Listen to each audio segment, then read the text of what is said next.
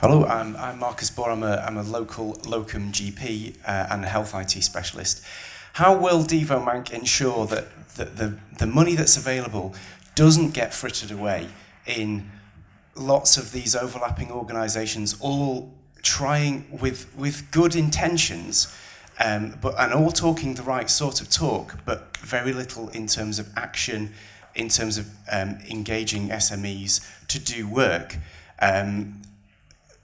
It's something that we see in the health IT arena in general, that there are, because it's very sexy and exciting at the moment, E-health, M-health, I-health, health and then any other letter prepended.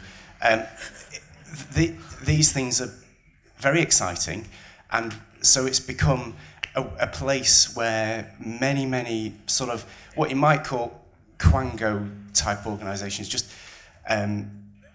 they've sprung into existence to kind of promote it, but none of them are actually doing anything. We're not seeing outputs, code, open source projects. We're not seeing things we can do. What we're seeing is a proliferation of people talking about it and not doing. So how will we make sure that doesn't happen here? Rachel. Okay, so very good point, Marcus.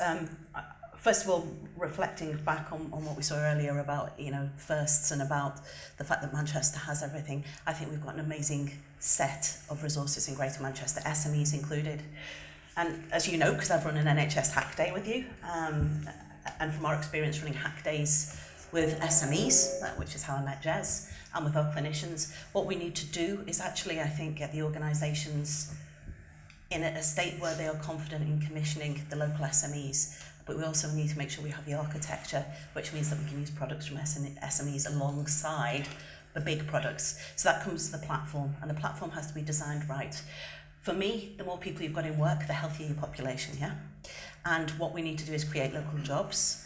There are lots of local companies. I mean, coming back to the BBC, we've got an absolute gift. We've got people with such experience of engaging the citizen from the BBC, of creating content, of creating user interfaces that are engaging and usable.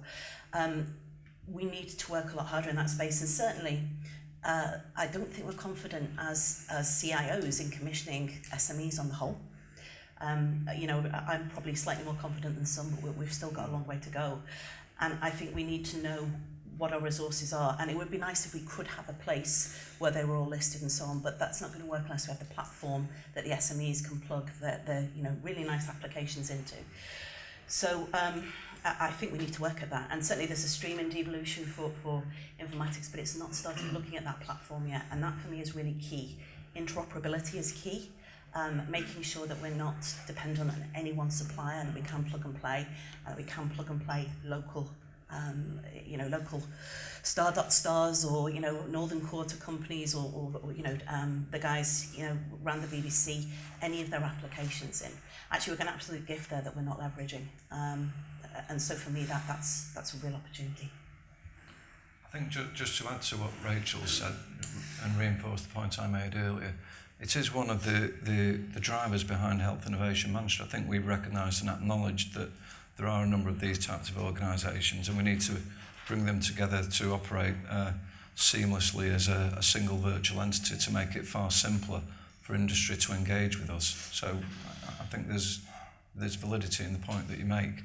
The other point, building on what Rachel said, is the work that we're doing around data well. So we are trying to ensure there's a much more coordinated approach to how we develop informatics and data sharing across Greater Manchester, which should make it far simpler to interface. So rather than different interfaces in Wigan or Bolton or Manchester, a single approach in terms of how organisations can plug their products into that single spine. Mike, can I just add something? Sure. So one observation I'd make is that there are different cultures at play here.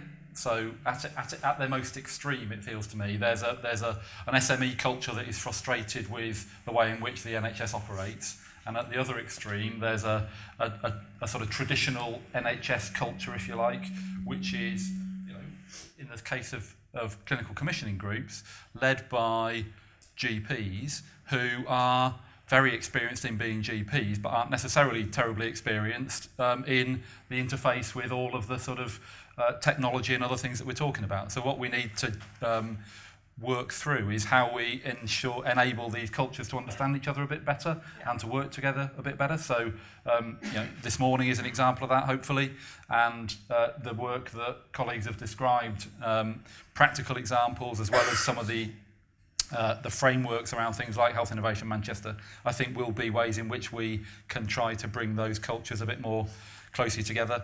We've moved very fast in the last 6 or 9 months around the health and social care aspects of devolution, but there's still lots more to do, and I wouldn't pretend that we've cracked it yet, and I hope that we can continue to develop the sorts of relationships and frameworks that means that we can make a better fist to some of this stuff. I think that's very helpful to know. The NHS does have an inbuilt problem with its procurement, though, which is that its procurement is almost impossible to procure smaller, cheaper, but slightly riskier things from SMEs. And so that when it comes to procuring something grand and huge, like a Devo Manc solution, it goes to the usual suspects, the capiters, the organisations formerly known as Atos, and those kind of things. They step in and they'll quote us happy or unhappy, as the case may be. Marcus and I agree with each other tremendously. So yeah, I think large multinationals aren't ever going to really deliver change and difference. In fact, it's in their business interest to maintain the status quo. I think SMEs have got an interest in actually just pushing come back things on that forward. point a moment. I'd be interested to hear Simon's views on this point. I think it's a blend, to be honest.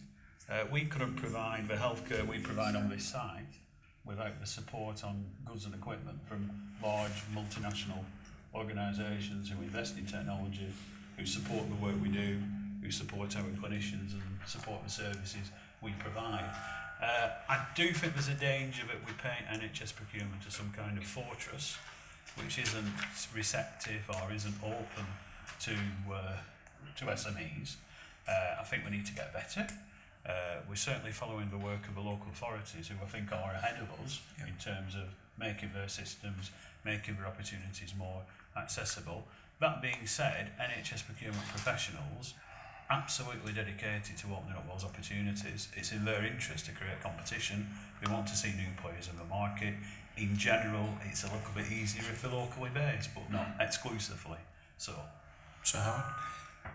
I think it would be quite wrong to try and justify the existing system, because if the existing system was working, there wouldn't be a need for devolution, would there? And the reality is it's failed and failed miserably, in my view, for the last decade or more. And what we have to do is actually create different platforms, and that's the big effort which Ian, me, others are making, and it's to work out what can only be done at a GM level. What are the things that can only be done efficiently at GM level? What can be done at locality level? What needs to be done at locality level? And that's not just about the commissioning around health social care. It's really about the redesign of what we mean by community service. Because unless community services are joined up around real people, which they're not at the moment, we're going to get increasing levels of demand.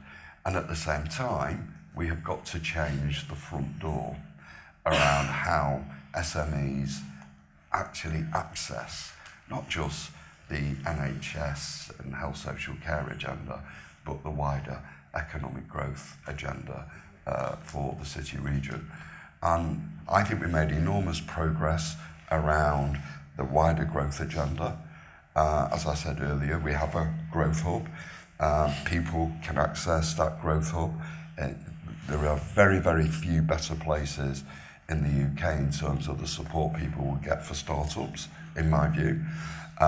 Yes, there are issues about access to finance for slightly risky projects, but that's the same everywhere. But what we've got to do with the NHS is actually link that health innovation system to that same front door so that it's seamless, it's clear, and it's got the capacity to support people. And, we've been doing this for 8 months, trying to undo what's gone on for 10 years or more. And what we will do, I promise you, over the next few months is show clearly how this can be improved.